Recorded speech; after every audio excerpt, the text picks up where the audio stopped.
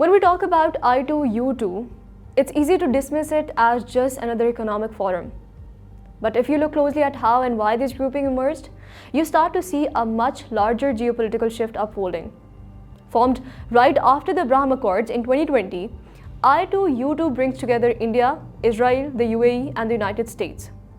4 states with overlapping strategic interests and a shared appetite to challenge the Chinese regional connectivity. And here's the part Pakistan cannot ignore. This alignment didn't happen in isolation.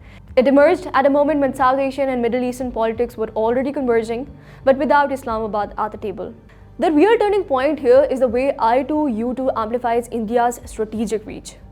For years, New Delhi has pushed a de-hyphenation approach, strengthening ties with Israel while simultaneously deepening partnership with the Gulf states. Pakistan never had that flexibility.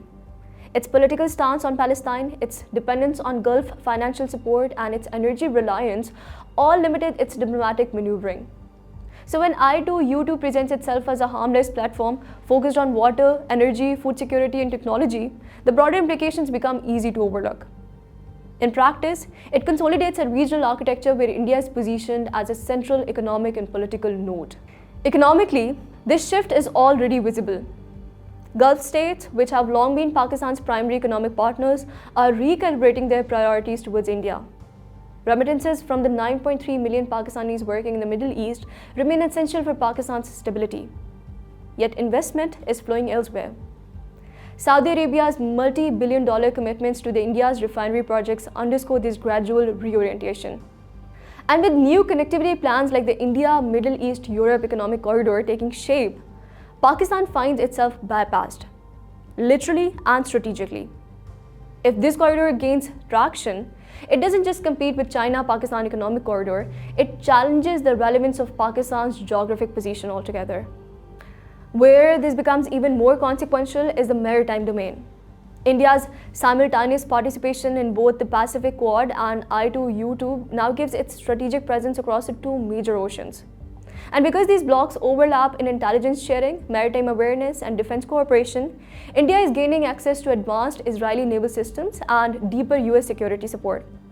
For Pakistan, already facing conventional naval asymmetry, this widening technological and operational gap complicates its ability to secure energy routes in Persian Gulf and protect commercial traffic across the Arabian Sea. Diplomatically, the shift is just as stark. Pakistan's long-standing support for a Palestinian state still resonates morally, but many Gulf states are recalibrating their positions under the Abraham Accords.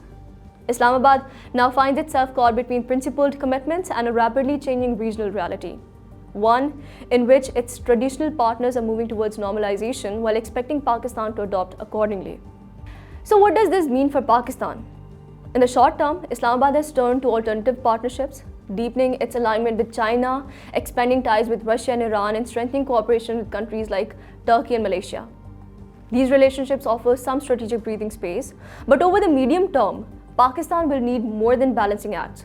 Enhancing the competitiveness of CPEC, rebuilding influence in the Gulf politics, and adopting to a more multipolar regional environment will be essential for navigating a landscape increasingly shaped by the Indian-backed initiatives like the I2U2.